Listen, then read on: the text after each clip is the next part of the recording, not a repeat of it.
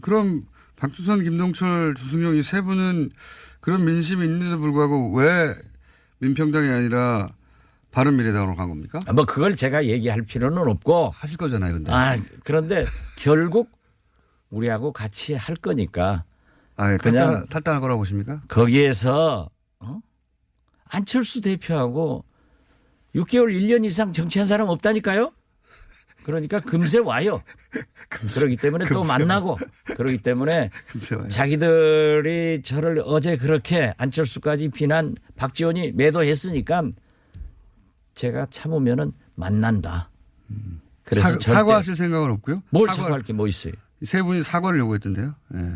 뭘 사과할 게 뭐 있죠? 배신자라고 부른 거예요. 제가 배신자라고 안 불렀어요. 정치하다 보면 그렇게 배신하는 사람도 있더라.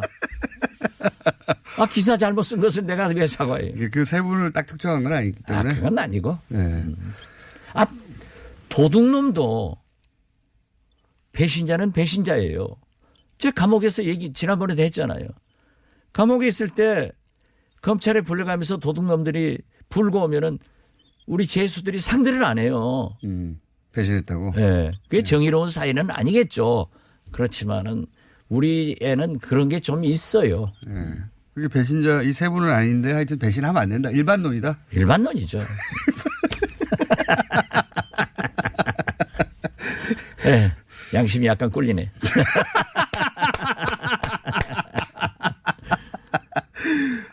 근데 좀 더 합류할 거라고 말씀하셨는데 더 이상 합류하지는 않았어요. 그죠?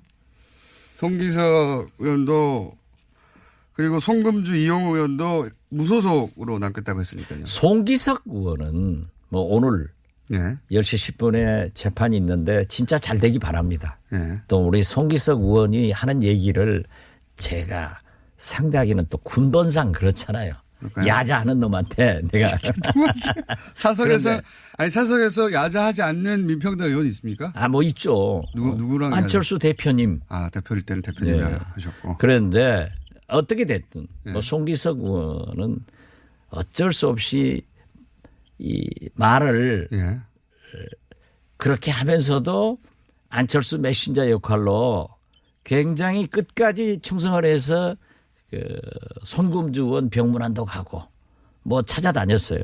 그런데 손금주 의원은 지금 이 안철수 대표하고의 인간적 또 정치적 신세를 진 게 많기 때문에 일단 완충 지역으로 무소속으로 갔다 올 거고 이용호 정책위 의장은 명분을 굉장히 중시하는 사람입니다.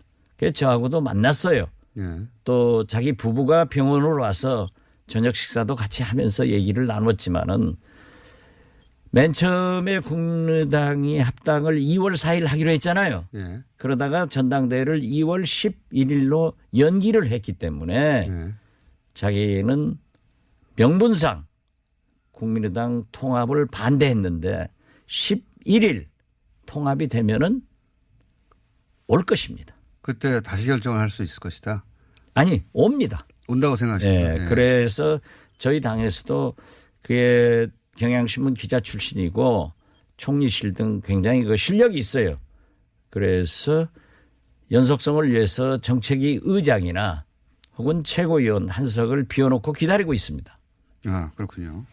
오실 거라고 이제 확신하시는 거예요? 네, 확신합니다. 네.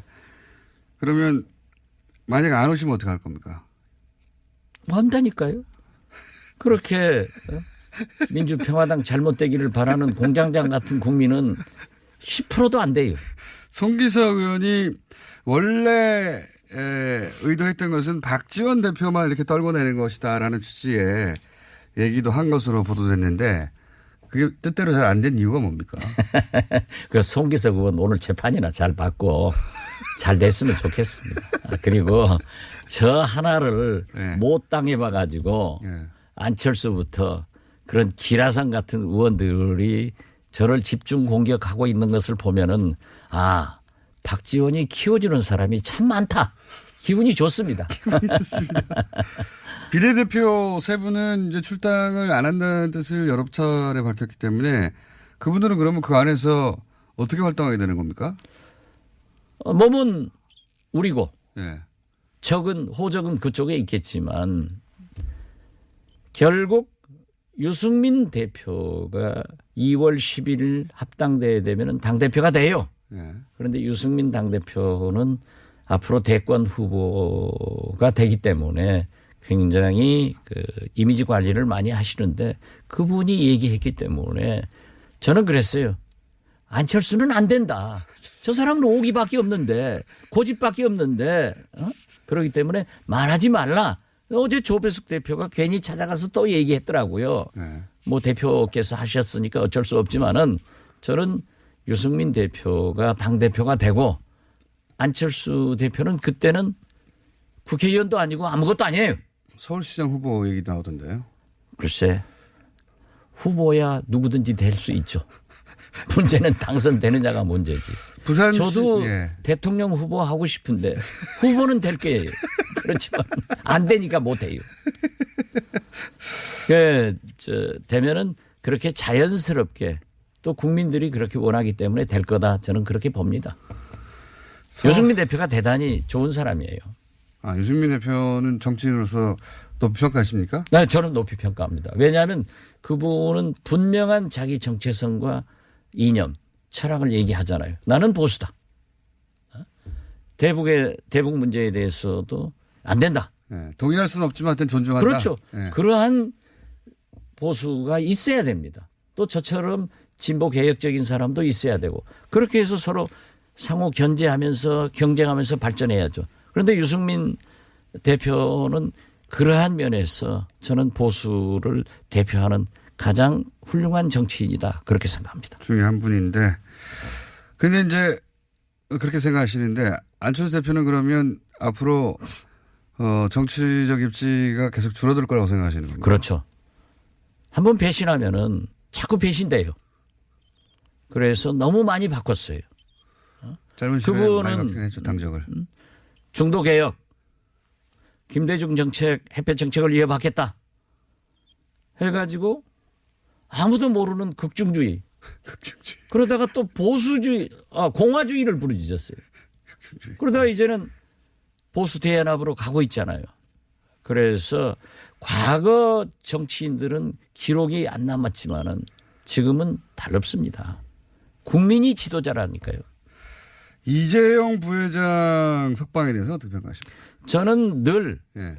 사법부의 결정을 존중해야 우리 국가 질서가 예. 잡힌다. 그 기본으로 항상 예. 말씀이시고. 이제 홍준표 대표 제 마음속으로는 대법원에서 파기환송돼서 유죄가 됐으면 솔직히 그랬어요. 그렇지만은 대법원에서 기각시키니까 사법부 판결을 존중하자. 국가 질서를 위해서. 예. 그 가장 정의롭고 국민 신뢰를 많이 받는 사법부마저 우리 국민들이 흔들어서는 안 됩니다. 기본 입장이신데. 그렇기 때문에 이재용 부회장도 1심 선고가 났으니까 사법부 결정이에요. 항소심 결재가 났으니까. 2심. 그러면 대법원에 예. 검찰이나 특검에서 상고하면은 기다려보자. 예. 그래서 최소한 우리는 그건 사법부는 좀 흔들지 말았으면 좋겠다. 예. 그래서 자기가 자꾸 얘기하는 게 불만을 갖지만은 우리 국민들은 사법부의 최종 판결을 순종하고 정치인들 이렇게 말이 많지만은 중앙선관위의 유권 해석을 따르잖아요. 그러니까 이건 좀 지켜나가야 된다고 의회에 봅니다. 계신 분으로서는 이제 당연히 그런 말씀하실 수 있는데 개인적으로는 이 판결에 대해서 어떻게 판단하십니까? 그러면 제가 개인적으로 여기서 얘기하면은 누가 개인적으로 받아들이겠어요? 그래서 나는 거기다 제가 평가를 하면서 그랬어요. 사법부도 좋은 재판을 해야 된다. 좋은 재판을 했다. 거기까지만. 네. 사법부 앞에 불려가신 일이 또 적지 않으니까요. 저는 많이 잡혀갔죠. 그래서 사법부의 심기는 건드리지 말아야 한다는 것이죠. 그렇지는 않아요. 검찰 심기도 건드리지 말아야죠. 그렇지만 제가 얼마나 검찰하고 싸워요. 검찰이야 기소만 할 수 있죠. 판결이 역시 사법부가 하니까. 그렇더라도 검찰이 최근에, 기소 안 하면 사법부 볼 일이 없어요. 더 무서운 것은 검찰이지. 네. 꼭 그런 건 아닌 것 같아요. 아니 그런데 진짜 우리가 지금 그래도 우리 국민이 예. 영국에서 산업혁명 후 오늘의 영국이 된 것은 종교가 언론이 사법부가 제대로 서 있었기 때문에 오늘의 영국이 왔습니다. 제대로 서 있다는 전제가 있어야 되는 거죠. 아니 글쎄. 예. 그렇지만은 제가 볼 때는 우리나라 어떤 기관, 어떤 국가기관보다도 그래도 사법부가 가장 정의롭고 가장 국민의 신뢰를 받았는데 최근에 와서 보니까 매일신문 일면 탑으로 났는데 사법부를 신뢰하지 않는다는 국민이 60%가 생겼더라고요. 네. 그래서 이건 위기다. 저도 그렇게 생각합니다. 그러니까 사법부가 좋은 재판 하셔야 돼요. 네.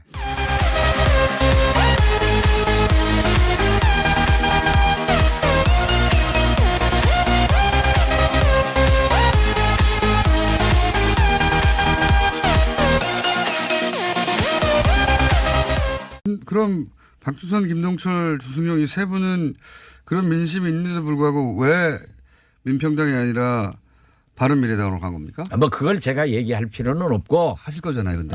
그런데 결국 우리하고 같이 할 거니까. 예, 그냥 탈당할 거라고 보십니까? 거기에서 안철수 대표하고 6개월 1년 이상 정치한 사람 없다니까요. 그러니까 금세 와요. 그렇기 때문에 또 만나고 그렇기 때문에 자기들이 저를 어제 그렇게 안철수까지 비난 박지원이 매도했으니까 제가 참으면은 만난다. 그래서 사과하실 생각은 없고요? 뭘 사과할 게 뭐 있어요? 세 분이 사과를 요구했던데요. 네. 뭘 사과할 게 뭐 있죠? 배신자라고 부른 거예요. 제가 배신자라고 안 불렀어요. 정치하다 보면 그렇게 배신해서 손금주 의원 병문안도 가고 뭐 찾아다녔어요. 그런데 손금주 의원은 지금 이 안철수 대표하고의 인간적 또 정치적 신세를 진 게 많기 때문에 일단 완충 지역으로 무소속으로 갔다 올 거고 이용호 정책위 의장은 명분을 굉장히 중시하는 사람입니다. 그래서 저하고도 만났어요.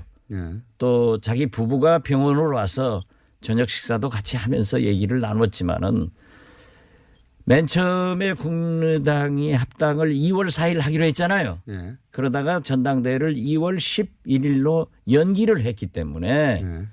자기는 명분상 국민의당 통합을 반대했는데 싫어하는 사람도 있더라.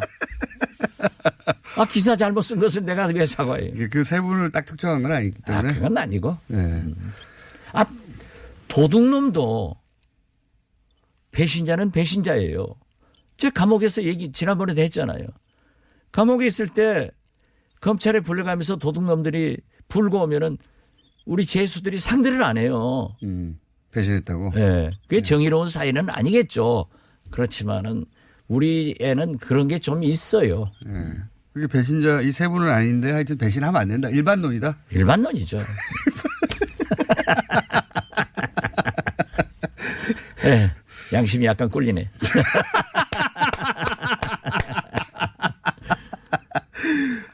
근데 좀 더 합류할 거라고 말씀하셨는데 더 이상 합류하지는 않았어요. 그죠? 송기석 의원도 그리고 송금주 이용우 의원도 무소속으로 남겠다고 했으니까요. 송기석 의원은 뭐 오늘 예. 10시 10분에 재판이 있는데 진짜 잘 되기 바랍니다. 예. 또 우리 송기석 의원이 하는 얘기를 제가 상대하기는 또 군번상 그렇잖아요. 그럴까요? 야자하는 놈한테 내가 사석에서 야자하지 않는 민평당 의원이 있습니까? 뭐 있죠. 누구랑 안철수 대표님. 대표일 때는 대표님이라 네. 하셨고. 그런데 어떻게 됐든 네. 뭐 송기석 의원은 어쩔 수 없이 이 말을 예. 그렇게 하면서도 안철수 메신저 역할로 굉장히 끝까지 충성을 해 1일 통합이 되면은 올 것입니다. 그때 다시 결정을 할 수 있을 것이다. 아니 옵니다. 온다고 생각하십니까? 네. 그래서 저희 당에서도 그게 경향신문 기자 출신이고 총리실 등 굉장히 그 실력이 있어요. 그래서 연속성을 위해서 정책위 의장이나 혹은 최고위원 한석을 비워놓고 기다리고 있습니다. 그렇군요. 오실 거라고 이제 확신하시는 네, 거고. 확신합니다. 네. 그러면 만약 안 오시면 어떻게 할 겁니까? 뭐 한다니까요. 그렇게 민주평화당 잘못되기를 바라는 공장장 같은 국민은 10%도 안 돼요. 송기석 의원이 원래 의도했던 것은 박지원 대표만 이렇게 떨궈내는 것이다라는